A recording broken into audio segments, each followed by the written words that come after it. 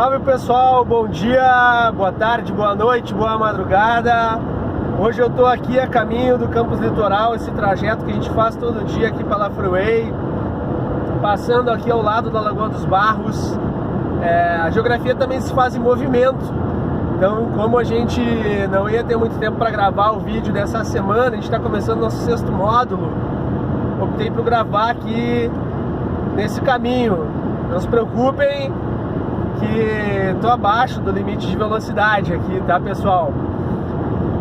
Então, nosso 6º módulo, gente, da disciplina de História Fundamental da Geografia, ele vai ser um pouco maior, né? Ele pressupõe, se vocês acompanharem lá no plano de ensino, tem lá a versão detalhada do plano de ensino, lá nos textos, né? Bem no começo. Ele pressupõe uma carga horária de 8 horas essa semana, então vocês terão que ler um pouquinho mais, né, essa semana. É o capítulo 5, 6, 7, 8 do livro do Antônio Carlos Robert Moraes, Geografia Épica e História Crítica, e o capítulo 5 do Manuel Corrêa de Andrade, chamado Geografia Clássica. O livro Geografia, Ciência da Sociedade, o capítulo chamado Geografia Clássica. Fundamentalmente, agora que a gente já sabe que a geografia é uma ciência, né, bem estabelecida, a gente vai estudar os autores clássicos da geografia. E principalmente 2 autores que vão dar o tom do que vai ser a geografia e sobretudo ao longo do século XX. Que é um alemão, Friedrich Ratzel, e um francês chamado Paul Vidal de Lablache. Vocês vão ler com calma e vão ter que dedicar pelo menos 8 horas aí essa semana, né, para essas leituras e para fazer a nossa tarefa, que vai ser um novo duelo de autores. Depois a gente vai colocar ali no Moodle certinho, né, a tarefa. Mas vocês vão ver que o Ratzel é um autor que tem a primeira cátedra de geografia na Universidade de Berlim, na Alemanha, e que tem uma obra fundamental chamada Antropogeografia, né, Fundamentos da Aplicação da Geografia à História. Mas é uma geografia do homem, na perspectiva dele, embora vocês vão ver que o Antônio Carlos Robert Moraes ele vai dizer que o Ratzel é um autor que bebe em premissas naturalistas, por assim dizer, né? Ele não entende o homem em sociedade. Essa é uma crítica que aí o nosso texto vai fazer. Há controvérsias em relação a isso, né? Mas é uma obra fundamental, e a obra do Ratzel ela funda aquilo que mais tarde vai se chamar de geopolítica também, né? Muita gente gosta de estudar e entender isso. Enfim, eu não vou me adentrar aqui e aprofundar para deixar vocês lerem e tirarem suas próprias conclusões, mas o Ratzel é aquele autor que vai formular o conceito de espaço vital. E a obra dele é tão importante, mas tão importante, que ela vai servir de base para a consolidação da Alemanha como um Estado nacional e vai fundamentar também o desejo expansionista da Alemanha para dentro da Europa. As guerras que vão se suceder a partir daí, como a tentativa e a consequente vitória de anexação do território da Alsácia-Lorena numa treta, né, ali com a França. E eles conseguem, né? Mas, de maneira geral, esse desígnio expansionista da Alemanha, que vai beber muito da obra do Ratzel, que o Ratzel vai dizer que o espaço vital é aquela quantidade de terra necessária, né, para um povo se desenvolver, né, no conceito dele, ela vai acarretar tempos mais tarde a Primeira Guerra Mundial e, portanto, mais tarde ainda a Segunda Guerra Mundial, né? Então, a obra do Ratzel tem uma importância histórica muito importante, né, para a história europeia do século XX e também para a história da geografia, né?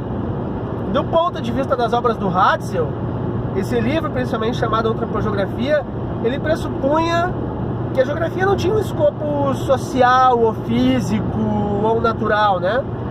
Era uma geografia, digamos, mais ampla, que entendia as relações sociedade e natureza, que é uma perspectiva bem interessante.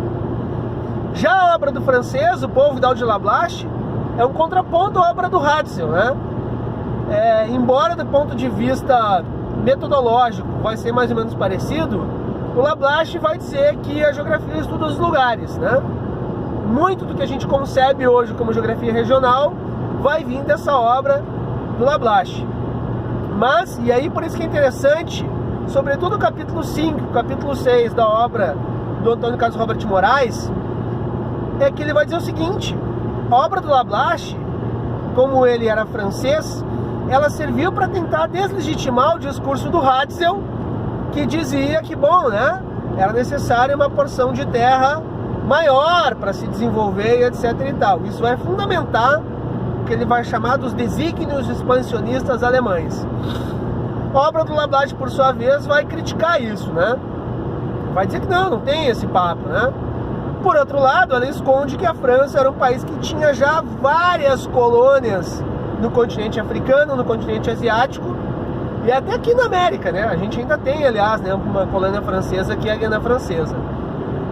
Mas enfim, uma das críticas é que o Lablache faz ao Ratzel é que a obra do Ratzel era muito politizada, né? Que servia ao Estado alemão e etc e tal. Mas por óbvio que a obra do Lablache também tinha, né, esse caráter de servir digamos assim, ao Estado francês, né, de manter suas colônias e tal. Mas vai fundamentar, olha que interessante, a ideia de geografia como ensino escolar, como uma disciplina escolar. Vocês devem se perguntar, por que a geografia é uma disciplina, uma matéria, como os nossos alunos dizem, né, que a gente tem na escola? Isso vem exatamente nessa perspectiva francesa, que é a perspectiva que mais tarde vai chegar ao Brasil, né? A geografia brasileira é profundamente influenciada pela geografia francesa. Mas enfim, os franceses se ligam ao seguinte: eles perderam na Guerra da Alsácia-Lorena, né, e tal. E eles se ligaram ao seguinte: quem ganhou a guerra foram os mestres da Alemanha. Os caras pensam geograficamente, velho. Os caras pensam o espaço. Então os caras manjam aí desses paranauê. Eles sabem o que estão fazendo. Pensar o espaço é uma condição fundamental, né, para conseguir territórios. E aí eles então indicam que a geografia deve ser ensinada não apenas nas universidades, onde o Lablache vai ter um caráter de destaque, né, e outros autores na sequência, e é isso que ele vai falar, os desdobramentos da proposta lablachiana, né, vai vir uma série de autores.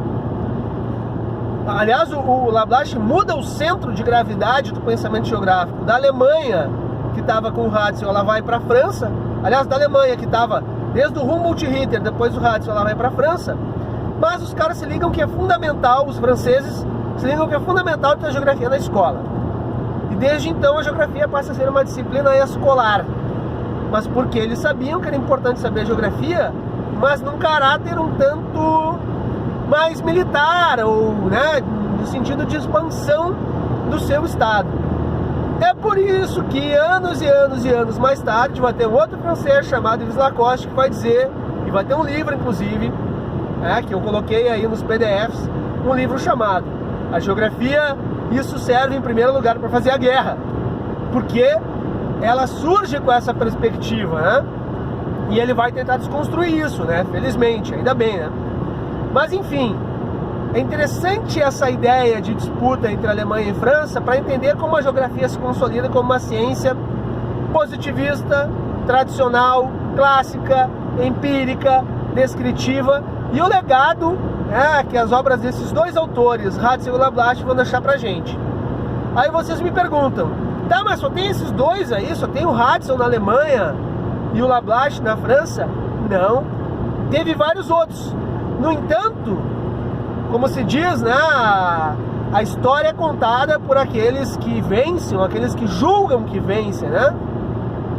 Tem outros autores que foram deixados de lado nessa história da geografia, né? Um deles é um francês contemporâneo ao Ratzel, ainda antes do Lablache, um francês chamado Elisée Reclus, como se diz, que era um geógrafo que escreveu 3 obras muito importantes, uma delas uma verdadeira enciclopédia em 19 volumes, chamada A Nova Geografia Universal.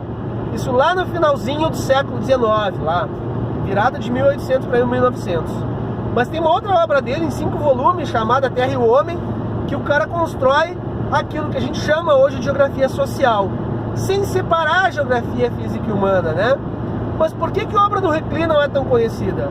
Porque ele era um geógrafo profundamente engajado em causas políticas e vinculado ao pensamento anarquista. Então por isso que ele foi meio que escanteado, né? Vejam só, desde esse tempo, né? cara foi meio que escanteado, mas é uma obra fundamental e que hoje, felizmente, está sendo resgatada, né, porque pressupõe uma geografia que não dividia entre física e humana, que é uma coisa que hoje não faz sentido, né? Aliás, na treta aí entre França e Alemanha, os franceses, para criticar a obra do Ratzel, que era alemão, diziam o seguinte: meu, tu quer estudar a sociedade e a natureza junto? Não dá, velho. Ou tu estuda a sociedade, o lado humano, ou tu estuda a natureza, o lado físico. Por que eles diziam isso? Porque no contexto de consolidação das ciências, lá na virada do século XIX para o século XX, era isso que se dizia. E a geografia era uma ciência de síntese, sempre foi. Interdisciplinar por natureza, eu costumo dizer. Qual foi a solução que eles deram? Separaram a geografia física, separaram a geografia em geografia física e geografia humana. Ou seja, isso também, essa divisão, que se apresenta ainda hoje, acredito que muitos de vocês tiveram isso, né? Física e humana, é um legado dessa conjuntura que exigia separação, né? Enfim, ainda bem que hoje a gente pode criticar essas questões aqui, né? Vou deixar vocês por enquanto, porque estamos chegando aqui já no campus litoral. A geografia se faz na estrada, a geografia se faz em movimento. Espero que dê pra ouvir o que eu falei, tentei falar alto e não tenha ficado muito tremido, tá, gente? Não vou falar nada sobre o futebol hoje, que semana passada deu azar. Tá, pessoal? Depois vejam lá no Mudo o Duelo de Autores e leiam, por favor. Essa semana vai ser mais tensa, né? Vocês vão ter que trabalhar 8 horas aí pro curso, certo? Buenas! Me voy. Tchau, tchau, gente. Até mais.